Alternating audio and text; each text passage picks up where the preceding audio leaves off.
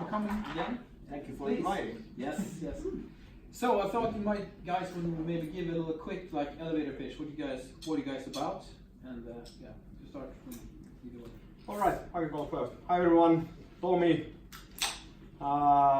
Boost alumni from 2017, I guess, journey, and entrepreneur for 20 years, but full-time entrepreneur for 3 years now. Went to business school, graduated, went to corporate life, got fed up with that, resigned, stayed unemployed for 3 months. Well, not really, but kind of like thinking what I really want to start doing. Started following my passion. Founded a company called Doerz, which is now almost 3 years old, and things are looking awesome as always. So I don't know. I like doing stuff, and I like starting new things. Latest one being probably Monttu Ventures that I was the founder of, and then some other stuff that is always going on. Now I have, I think, 5 companies, but this is the one that I'm putting all my energy into. That's me. All right, thank you. Not so much. So, yes. Hey everybody, my name is Joonas Korgan. I'm from Identio, Boost alumni from 2015, and actually the winner of Startup Journey. I gotta do a self-humble brag here. Let me clarify. We won it together with Butterfly Effect, which is called Delightful these days. So I won't be taking all of the glory. Anyways, that was my story. Tomi said you were an entrepreneur for 3 years now, full time. I'm for 2 months. So, wow. So I'm a big boy now. I'm very big boy these days. Anyway, so basically, first out, we started out as building a web application for dyslexia, and then we kind of turned to full-time consulting. So now we're just boring old consulting company these days. So a little bit about me. I graduated in 2015, I believe.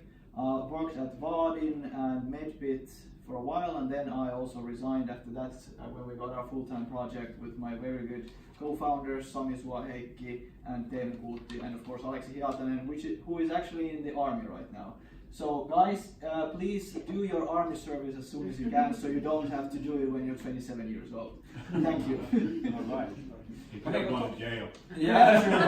But he wanted to be like he wanted to do anything with computers. He was so fed up with computers, so he just wanted, guys, I want to go out to the woods and enjoy life for a while. So, well, mine is enjoy life. Yeah, exactly. Wait, but please tell me, you didn't mention so much what Doerz does, actually. Yep. Platform and a community for building the bridge between travelers and locals. So we have local people in 11 cities in 6 countries now who are sharing their cities and hobbies with travelers who are going to that country or city. Stuff that locals do. So like instead of just being a tourist looking at stuff, you can actually attend something. Yeah, kind of like real life things that people actually do, not the touristic ones. We say that tourism is dead and there's a new way of traveling. And yeah, that's what we do. Sounds good. I like it. So, I mean, I'm curious about, you've been in many companies, but we're also, this is like the founder stories. So, I mean, you might have 5 of them at least.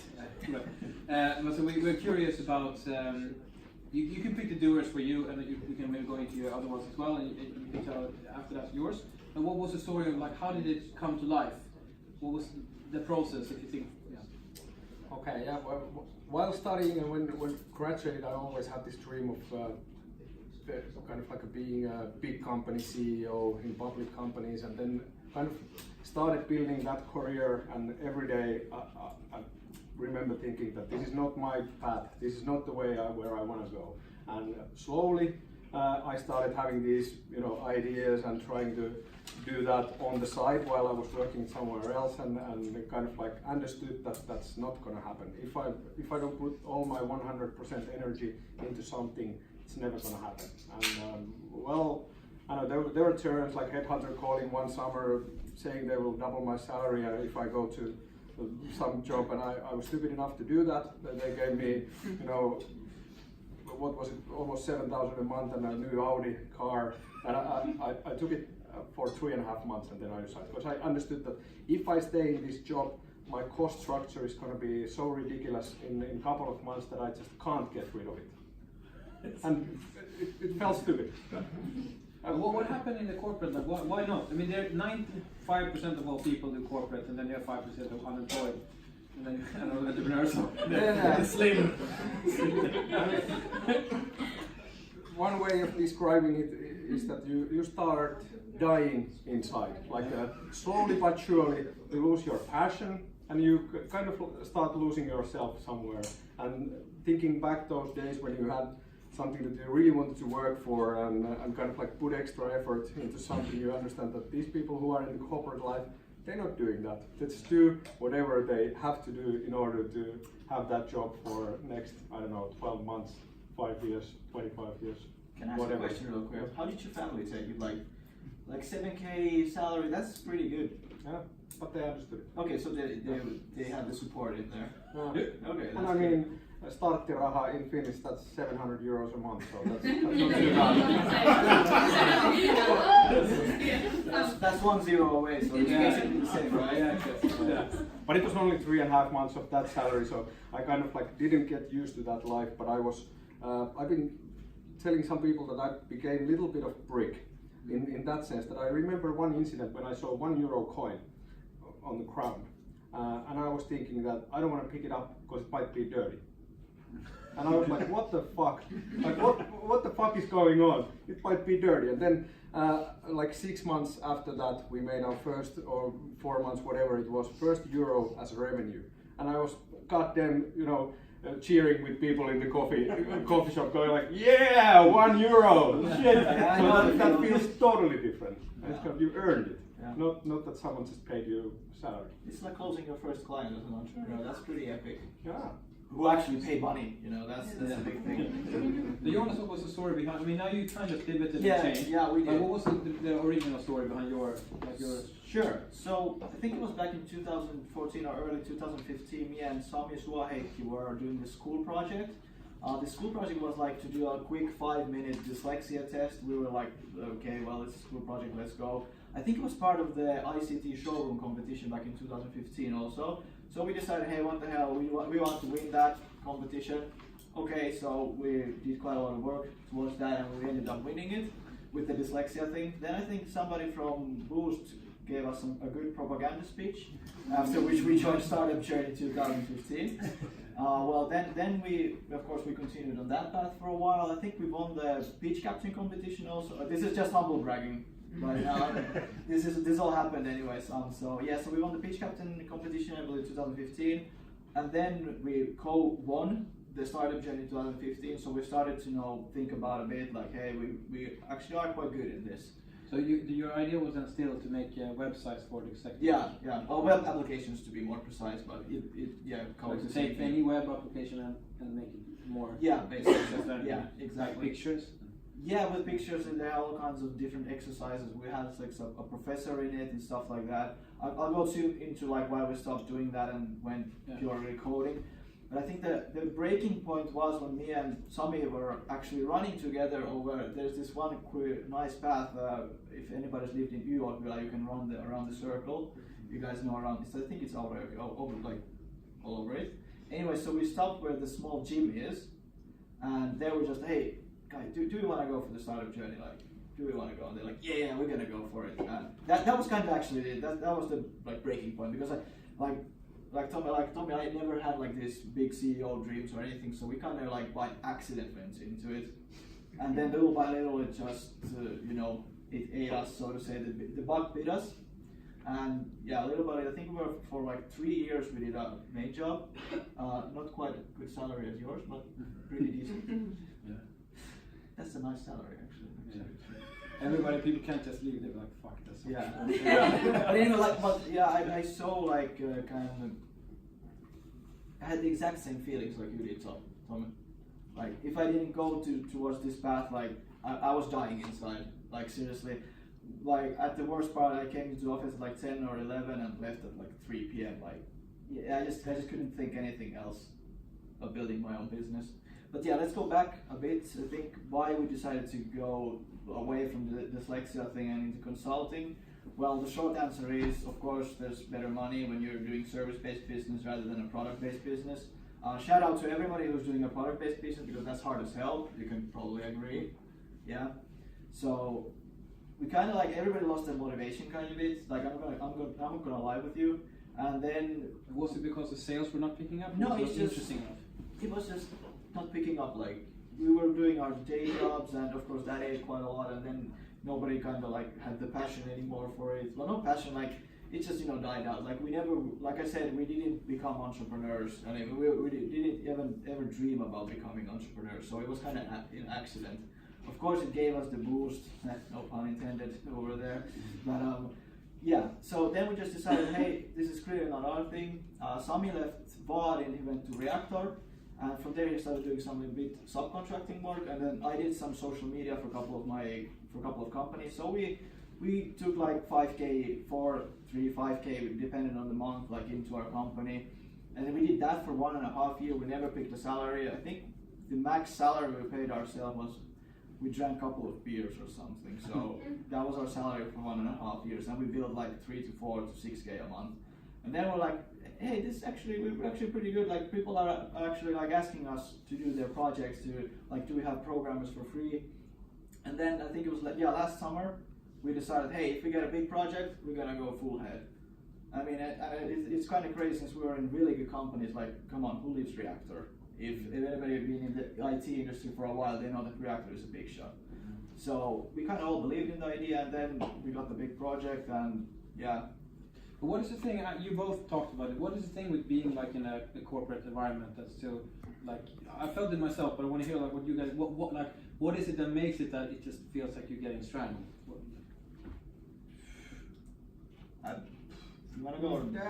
Well, because you're doing work, right? Then you're doing work in your own business as well. Yeah. It's I would say it's the general atmosphere in any corporates that I've seen. It's kind of like people might be bright, some of them might be passionate, some of them have drive, but I don't know. It's kind of like there's not that passion where you wanna just complete something and create something new, and then no matter what, you're gonna go full speed. So if you're trying to do that, does it like get pushed down or like not really? Well, you see that in corporate life as well. If you have like too much ideas and you start kind of like overachieving, people might think that they look bad compared to some others. So you start hearing shit. Yeah. So, yeah. It happens. Yeah.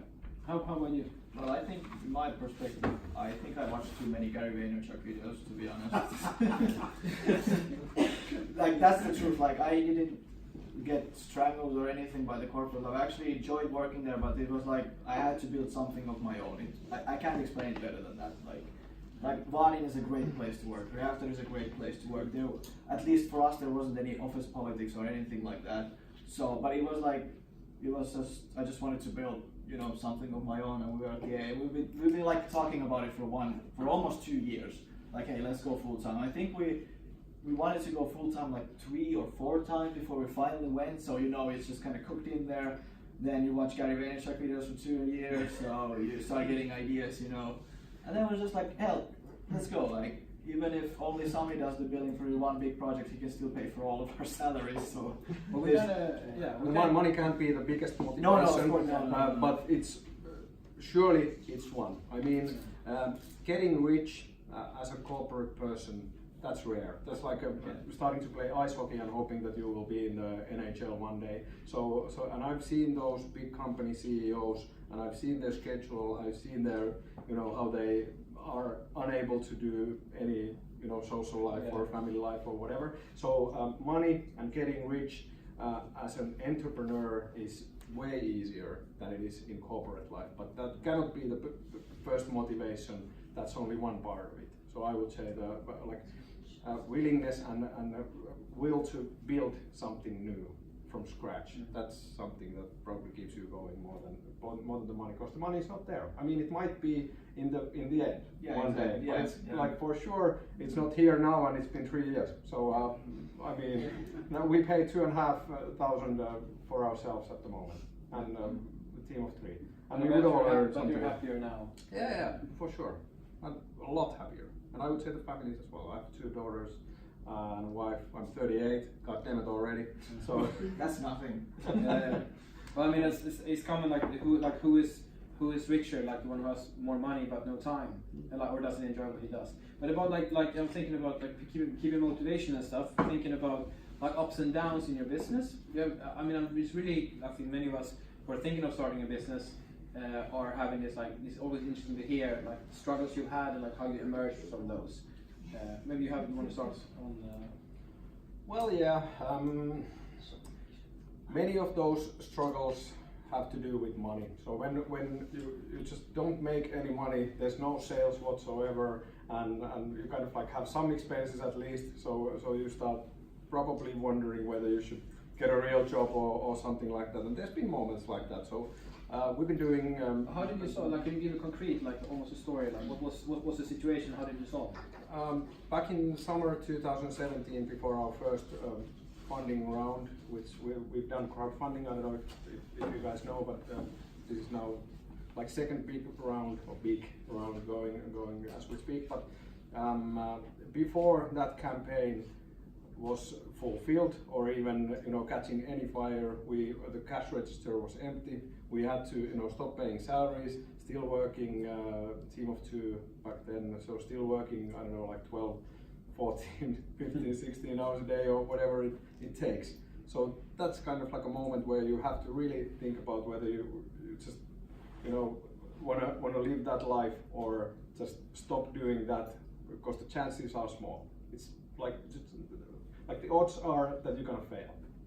That's always the reality. So back in 2017, we had like a couple of months when we didn't have any money whatsoever, nothing happening, and still you want to show the positive side to everyone, to have them investing in your business at least, and yeah, stuff like that. So that's just one example. Many of you invested, by the way, so that's thanks for that. But it's gonna happen. I mean, I know for sure. Yeah. So I wouldn't say like we have ups and downs, so to say. I think, well, of course we do have our downs, so to say. Like we get quite a lot of like no from clients when we try to sell our programmers or our services. But I wouldn't like say that's hard. Like I think this is the difference between a service-based business and a product-based business, because product-based business is so much harder. We have guys working, billing by the hour, so we're lucky that we do not have any like cash issues or anything like that, but that's because, well, our guys are programmers, they've been for years, it's easy to sell. Of course, they've been working at Reactor and Vaadin, so they already have the people, like if they check their CVs, they know that, hey, these guys can code, no problem, we'll get you guys. I wouldn't say we have any like downs, so to say. I think our biggest fear is that for some reason we lose motivation to do our work. I think that's the biggest one right now. Because I've been blessed with great co-founders, great friends whom we do our business with. So yeah, the downs are that, hey, we didn't get this client. We hear no very often. They don't, like, if you want to sell a project, it usually takes 2 months instead of 2 weeks. I mean, yeah, those are downs, so to say, but like I don't give them that much of a thought. I think the biggest down was when we tried to build IKEA stuff, which arrived today, and a couple of weeks ago. Thanks, by the way. Being an entrepreneur, that's mentally very, very challenging. Yeah, I mean, hearing no for like as a salesperson, as a CEO, whatever you are in a startup, you're anyway selling. So you hear no quite often, and then there's always these people who know better about your business, and they are willing to share their ideas. I mean, you meet 200 people who come to you, and they know better what you should be doing. Only thing is that 100 of them say the other, and then the other half says the other way. So kind of like you can't believe in anyone. You just have to go with whatever you think is good. And then maybe I always say that take one advice from everyone, because someone always knows something better than you, but they don't know everything better than you. So that's kind of like taking those no's and advices from people. That sucks. I mean, and one example of the business what we do. When we started, I started telling people that hey, there's these travelers who would like to live like locals, and then you're gonna provide them local life as a service. They're like, nah, no, that's not a thing. It's never gonna happen. Then Airbnb launches 2017 spring, and then everyone goes like, Well, okay, well, maybe it's a thing, but you should stop. Airbnb is now doing that. So I go like, okay, well, like what the fuck? Even the same people come now tell you that, hey, now there's one company in the world doing what you do. You should stop. Yeah. Like, okay, well, maybe you should do corporate. That's the best suggestion. But you mentioned, I have an interesting part there, because you mentioned getting investments is always a hard job for any startup. But then you got into start Monto instead. So could you tell about, or not instead, or also, like, could you tell that story? Like starting Monto Ventures. Yeah. Well, yeah. Back in 2016, I was lucky enough to have 10K of my own money that I kind of like could invest into this business, and then I took a little bit of leverage and took 40,000 loan from Finvera, and they told me that, yeah, stupid idea, but we were going to give it to you because you seem like a guy who can pay the money back, so someone will hire you when the company fails. I thought, okay, that's good, put in 50,000. Sounds like yeah, then like Journey, for example, and a couple of other accelerators, I kept seeing these very promising companies who didn't have that first 10K, and they didn't have muscles to bring in a couple like 20Ks or something to even test it, see if it flies. And with that idea, when we got past that and got our first 100 something thousand, and we didn't have to worry about that anymore, I wanted to help out, and I wanted to build a alumni fund or venture company that would give that first 25,000 relatively easy. Nothing like that we would be throwing money at whatever companies, but making it a little bit easier than normally it would in Turku to get that money. So those of you who don't know Monto Ventures, it's an alumni fund of Turku School of Economics, but also the whole university and University of Applied Sciences and Åbo Academy. So we basically fund 25K per business who have at least one of the founders is studying or working or an alumni of these Turku universities. So that's pretty cool. I mean, and we do that pro bono. Anna is here working as our deal flow manager, one of two, and I mean, helping out. That was the reason why I wanted to make it easier for others to have that first go and see. How did you go about convincing others to join this project? Well, I don't know. It felt quite easy calling to Mikko Pohjola, who was working at the university, and he got excited. And then Juha Saarinen, who's an investor, got excited about the project, and Dean of Turku School of Economics, Markus, he was, one phone call and he was up for it. Everyone seemed to love the idea. So we raised 736,000 through crowdfunding using Privanet, a round tool from 78 owners, some companies, some alumni, some funds, and whatever. Yeah. I don't know. Felt easy. That sounds like on the side. It's easy.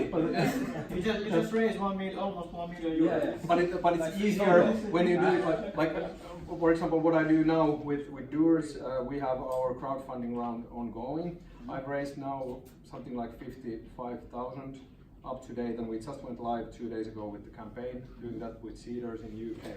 And that goddamn 55,000 euros that's like sweat and tears every time. But that's totally different. Monto Ventures was a pro bono project when no one was making any money. It was kind of that was the biggest reason. I said, I'm gonna do stuff. These people are gonna do stuff to make it happen, and we're never gonna take any salary. So then they go like, okay, well that sounds like an awesome idea. Here's your 50,000. Yeah, but now since I've been doing all these crowdfundings, and probably there's people who, when they get an email from me or a LinkedIn message or something, they go like, oh, what does he want now? Like how much should I send this time?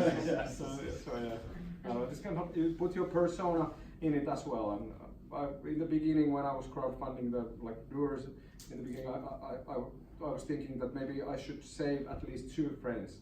I'm not gonna ask for money, because I mean the odds are that shit will hit the fan, like with any startup. So I'm thinking that that's not gonna happen to us, but I want to have at least 2 friends. I've noticed it. I mean, when you're in that first stage of a company, it's like I don't know if they think you start to do drugs. It's like I just need 5,000. It's just I don't. That's all I need. It's like just for this. Come on, mom. I know you have money. Come on, I'll put this. My brother, can't you? I just need 5,000. That's all I need. Just put it. Yeah, that's true. I think that's actually big. You gotta have to put yourself out there. That's kind of scary for most people. Of course. Like, it's not easy. Like, of course, I'm not asking, like, I'm not doing crowdfunding or anything, but kind of we are putting ourselves out there. Like, hey, we think we're better than Reactor, or not better, but you know, hey, we're leaving that company. We're gonna do our own. We think we're ballers. But it takes quite a lot of guts to put yourself out there, and especially in your case, it's really respectable what you're doing. Like, it's not easy. Like, I respect you a lot because of that. Thanks. So what do you guys? I was thinking to like do one more question from me, and then we could take like a couple of audience questions. So I was curious, like just as like kind of rounding off from you guys, where are you looking at ahead? What's your kind of like plan for the next say 2 years, or at least near present? Like what are you guys going for? What's coming up next? Would be awesome to have a 2-year plan.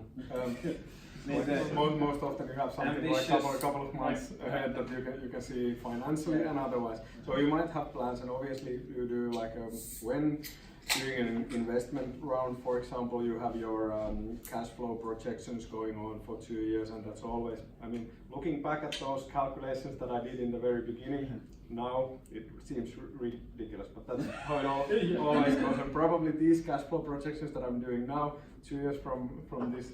Maybe it looks ridiculous. Maybe better questions the next 6 months, maybe. So I don't know. You kind of like constantly, you know, that it's like that the business is gonna grow like 1 million times bigger the next night when you're sleeping. So that's kind of like, I don't know. You kind of know that that's gonna happen. You just don't know if it's this night or 2 weeks from now or whenever it is. Then again, you understand that that's not likely to happen, but you still believe it. So that's goddamn weird. I don't know how to.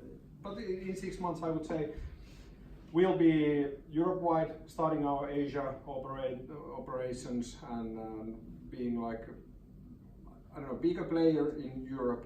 But I see the Asia being the place where this sort of battle is being solved with all these platforms that are around these days. I'm confident that we're going to be that one. But I should be. I have to be. I mean, there's no other way. I said you have a good concept, so why not? Yeah, seems like. I don't know. And finally, it's okay. You go. Yeah, I'm gonna keep it like our next 2 years. We want to hire more developers. It's not more. It's like not more shit. Like. But isn't there a risk in that? I mean, you're sitting on different type of businesses here because when you scale, you need more developers. But when you scale, you have more. You just have more traffic in a way. So I guess scaling a service-based business is impossible. Well, the more people you get, the more you get money. That's it. I mean, there's no hack around it. What I'm thinking is like the risk increases by every hire. That's what I'm thinking about. Well, yes and no. I would say that every desk that is empty, you lose more money than you have a guy there. So I don't think hiring is a risk. Like, okay, it might end up being a bad hire. So what? Like, if you don't go for it, you don't go for it. It's the cliche, you guys probably heard this a million of times. You miss 100% of the shots you don't take. Yeah. That's the cliche saying. But yeah, like we want to hire more developers. We want to build the company. We want to get more revenue. Take the best care of our employees. That's like the number one. We took the best things out of Reactor and Vaadin basically at this point. So we want to take the best care of our developers since. Well, let's be honest, they're making the dough. Yeah. If they're billing 20K a month, they deserve quite a lot of that, you know. Yeah. So, and yes, so what I want to do with my company is to build a foundation, which we can do pretty much whatever we want. Like some of our guys want to build a game in the future. We want to build this foundation first. Like, yeah, that's pretty much okay. Why don't we go and do a game right now? Well, we kind of like money, you know. We kinda, so we have a sales flow. Yeah, that's basically it. So the growth plan for 2 years: hire more developers. There may be a game in there in 2 years. Perhaps, or maybe own like an esports team. I think that's a big dream of mine. That'd be cool. Yeah. You can fund when you don't have to play yourself. You're like a manager. It's like the goal is like over there, like. Nice. All right, yeah, please. Yeah, let's get in there, Go ahead. Thank you. How big you would like to grow? Like how many employees or any that kind of goals? 20, 30, 300, as many as we get. Like, I can be a bit more like specific on our growth plan right now. Is like we want to hire our friends and the guys we trust the most, because that's going to build the culture in our company. So when we hire, I think it's the first 15. So like let's say we hire 15 of our closest friends, then we start like thinking about more and more like other people. So I say in 2 years I would like to have, let's say, 30 developers. Why not? Billing, so to say. I mean, it's not too fast of a growth in a way. No, we want to grow organically, and of course we can grow fast. It depends. If an economic meltdown comes in the next 2 years, a lot of people are gonna get fired. So we're just gonna hire those guys on like 30 cents on the dollar or something, because that's gonna be the reality of that time. So that's why we need to hoard some cash right now. Okay, now this is my super big plan. So yeah, so we're gonna wait for the economic meltdown. We're gonna save cash. When every developer gets fired, we're gonna like get them for 30 cents on the dollar. Of course, we're gonna pay them more as the times get better and so forth. So yeah, we're not gonna take any slaves. Don't. Yeah, they get paid. They get paid. Yeah, they get paid. Yeah. And in our company, developers get paid the most, because that's how we want to run. So that sucks for me since I'm a sales guy. But yeah, please, more questions. We have these guys. We don't know when you're gonna have me here next time, so now you gotta use this opportunity here. Throw out any and all questions you guys have about running a business, starting a business, their specific businesses. You sort of, you guys, do you have some like specific tools or like stuff that you use? Because like when you sort of go into business theory, there's all this like SWOT analysis and like how do you plan your like business in the next few years and stuff like that. Like sort of really these kind of structured things that you could use, but do you sort of actually use them? no. Well, it's hard to say, but that's how it goes. I mean, if thinking about tools, I would say something like scenario thinking or would be closest thing that you would use in strategy. We once had kind of funny, but it describes how startups are being built. We kind of had once half-day strategy meeting with the team, and I was like, God damn it, we wanna write a paper about it. So we went 8 pages, like small, I don't know, A5 or whatever, 8 pages.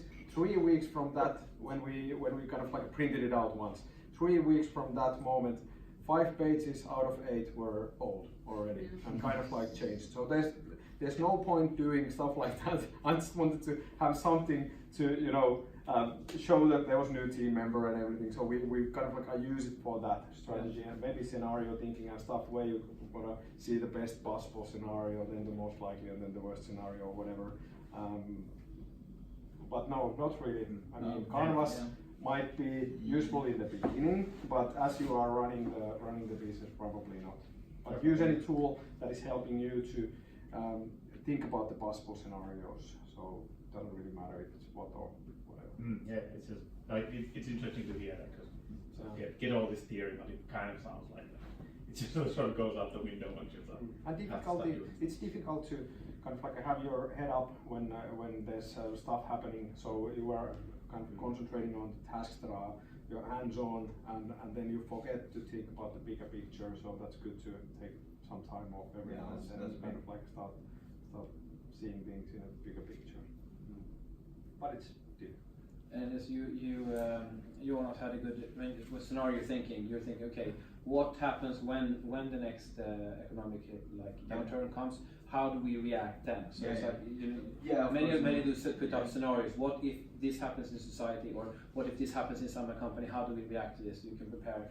That's a more common way of doing it, as I understand. Yeah, exactly. Yeah. But no SWOT analysis, I'm afraid. Just maybe it was stupid of me, because I don't think anybody uses SWOT analysis. I get any kind of structured thing like that. Now we all think you are using it a lot, but you don't want to. I never even touched it. But it was the first thing that came to my mind. But still, all these kind of Potkuri and TKS Business Finland, whatever institutions they might be, they always want to see something. Yeah, exactly. So for that, you most likely need to do all these things that are not useful for your business in any other way than getting the 50,000 or 100,000 from here and there. Making plans that really are kind of, I don't know, way of filming this or where the video is.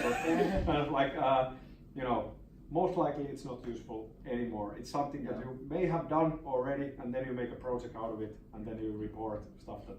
It feels like a dance or some charade, like we are playing. What they gotta do there, you know, they're bureaucrats. And they even know that it's kind of like the reality is different, and the people who work for those organizations, they know. Yeah, exactly. They know. Yeah, this is EU money, so we have to, you know, do this. I know that you kind of like probably done it already, and this is not the shit that you should be doing. But maybe you can write it down on a paper, and then you know everyone is happy. Yeah, exactly. We can wire you the money. Yeah. All right. But just to clarify a bit on that one, like you gotta like. You said that you don't. I'm gonna pick on the SWOT analysis now. I'm sorry, but of course, like when you grow, you gotta have processes and stuff like that. And if you're doing software development, there's agile methods, like you know stuff like that. Of course, we do that. You gotta build processes, like, but I don't know the fancy business terms for it. And how defined are those processes? Do you have them written somewhere? Yeah. Could you explain them, like? No, not yet, unfortunately. Okay, yeah, but just to sort of grasp the idea that it's more like sort of this practical that cannot be used to words in a sense. Yeah, but we're 3 to 4 guys, so it kind of flows. But let's say when we're 15, then we need those kinds of things. Team building wise, because that's probably something that is big thing for you if someone of you is building a company. How I see it, I'm a little bit more, you know, intuition kind of person. I see, you know, opportunities everywhere, and I don't see any challenges whatsoever anywhere. So for me, it was good to have more organized, maybe a little bit more, not negative, but person who sees some obstacles here and there, and wanting to, you know, write stuff down and you know, be more organized than what I am. So and I found that from our tech lead Arto, and as a persona we are so much different, but working together it kind of works. And it took me a year and a half to find that person to build a company with me. Did you know that you needed that person and started looking for it? I kind of understood it since I've built some companies, and and some of them are family businesses, and that's probably the reason why I made the decision of not working with my friends or, you know, anyone who I know, just in case things get difficult one day. Because the odds again are that it's gonna, you know, go down at some point. So when you have 2 good friends or family members or girlfriends or whatever within the company, you cannot be as you know, hard as a CEO as you should. So you can't fire your friends just, you know, because you have to do that, and then this kind of emotions come to, they play a bigger role than what they should. I think that when it comes to friends and family inside businesses, the ones that I've heard that have a successful friends business, kind of like you might be having, is the one where there's so much cash flow in that there's never really a question of how are we surviving. But the companies that have financial difficulties, they will say, yeah, he was my friend, we're not friends anymore. Because if the company even survived. Because it's usually, like maybe you can tell me like if you've had a different experience, but all the ones I've asked, if they've had troubles, they're like more or less not friends anymore, and their company is broken. I would actually go complete other way, like I wouldn't be building business with any other than my friends. But we kind of made the decision, like, hey, if it's gonna fail, it's gonna fail. We're gonna go back to Reactor / Vaadin / Futurise. Oh, those so bad companies. Oh my god. Yeah. that's so bad. But yeah, like I wouldn't be worst case. Yeah, worst case scenario. We're gonna go back to Reactor. Oh my god. Yeah. Sucks. I like it that you like they will absolutely take you back as well. Yeah, exactly. Yeah. At least they've told us to us. So of course they will. I mean, hiring as a corporate, if you can hire an entrepreneur, no matter if he or she has failed or succeeded, you want to do that, because I mean those people are gold. Yeah, exactly. That's what. No matter if it's your friend or just someone who joins your team, and I would say shareholders agreement is the #1 tool that has to be in place from the very beginning. So saved me once already, and so you get the equity out from a person who's leaving the company. That's kind of like, you just have to have that. Yeah, you cannot be in a situation, and I hear this many times, in coming from bright people that they started the business, no agreements whatsoever. Shit hits the fan. Someone goes works for corporate life, owns 20%, 25%, and is doing shit for the company. And you are there with your equity, working hard and understanding that if it succeeds, someone else will also get the benefits. So try to get an investment. Yeah, these 25. yeah. Yeah, it's not working anymore. But you want to invest in my? Yeah. No, they won't. They won't do that. That's a joke. Any other questions? We're not gonna pick you like we did very much. No, sorry. Yeah. Sorry. It was a great question. It was a great question. Yes. Yeah, it was good. I know Tomi too well, or I think I know, so I have a second question for you. Sure. You are saying that Reactor and all those companies are very good. Yes. Somehow I see that they might be your competitors at the moment. So what is your selling argument? Why the customer and client should choose you? Well, in one word, we are discounted Reactor because our developers are from Reactor, so we just build them a bit less. That's like I'm gonna be like 100% honest right here. That's of course, in IT, especially the consulting field, the competition is kind of friendly. Like yeah, they're competition, but it doesn't matter in the end because everybody like gives each other projects all the time if they can't do it. Of course, there's competition. Of course, people want the deals, and there's some bickering going around, but no problems so far. So what is it? You look like you took some processes like how to develop, how to run the projects from these different companies. What is it that you have brought with you that makes Reactor better? Because it's not only the talent themselves. I bet there's probably how you do it as well. Yeah. Well, I myself didn't work in Reactor. I had the pleasure of visiting them a couple of times and see how they work. Yeah.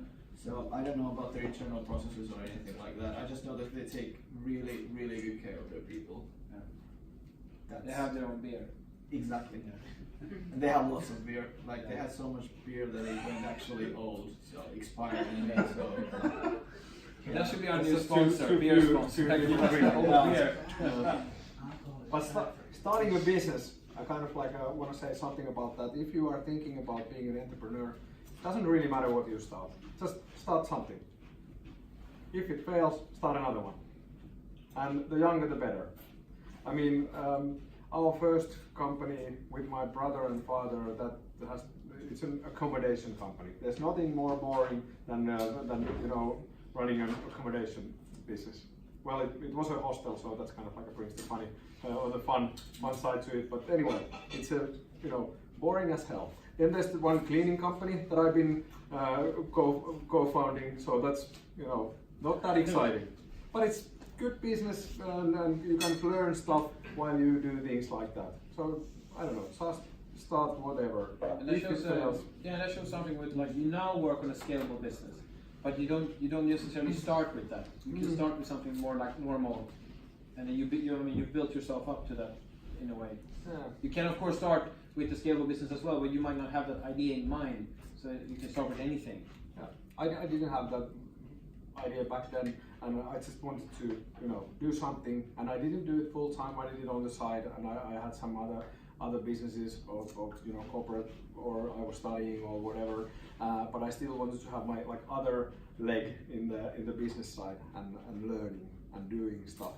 And yeah, and then when you really want to go full time, it's good to have passion, because it's gonna take several years. I mean, no business is gonna go booming. Or some do, but the odds are that it's not gonna be yours. So that I start booming in 1 year, and you're gonna be rich and driving Ferrari or whatever is your plan. I don't know. So so it's gonna take time. It's gonna take 3 to 5 years. Some say 5 to 8 years. I don't know what's the reality. Finnish businesses normally take 10 years to go to exit. So and I'm thinking we can do that in 5 to 7. But anyway, so it's gonna require shitloads of your time, energy. So it should be something that you are at least passionate about. But if you don't have that, then do at least something. Yeah, exactly. Yeah, we started out doing subcontracting as small stuff on the side, so we can get some cash for the beer. And for you guys here, if you might not have a business idea yourself, it's kind of fun to join a startup. I mean, the atmosphere is usually, it's hard work, but it's usually very like you have can I do this? It's like usually yeah, go ahead, see what you can do. And so it's usually I enjoy it at least a lot. So that's something that's a side note. Any final questions from the audience? Someone want to say something? Or let this guys go. All right, Tomi, Joonas, thank you very much for coming.